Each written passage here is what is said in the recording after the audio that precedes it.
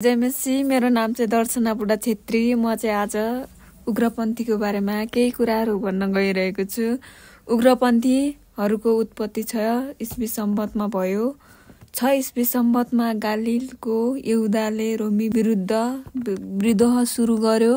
जोसिफसले उग्रपन्थी नभनेर डाँका विद्रोह क्रान्तिकारी नाम दिएको छ। वास्तवमा उग्रपन्थी एक आदरणीय नाम थियो। विद्रोहमा यहुदीहरूले जिते, उनीहरूको विकासको लागि जग बस्नेछ। जोसेफस र साधारण यहुदीहरूको मन नपराउने कुरा उग्रपन्थीहरूले गरे, जस्तै पवित्र मन्दिरलाई एक किल्ला जस्तो बनाए।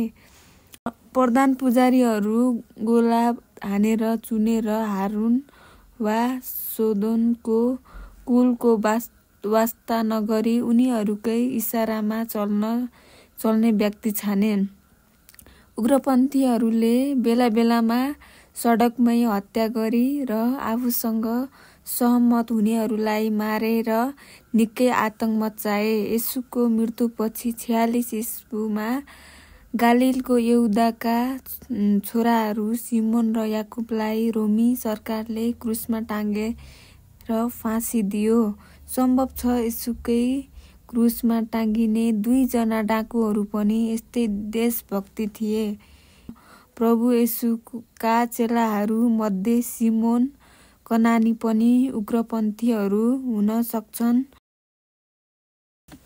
ब्रेन्डनले येशूद्वारा मन्दिर शुद्ध पारिएको घटनालाई रोमी अधिकारी विरुद्ध भएको अटेरीपनको रूपमा व्याख्या गर्छ। उग्रपन्थीहरूले हिंसा अपनाउनको भने येशू ख्रीष्ट त्यसको विरोधी हुनुहुन्थ्यो।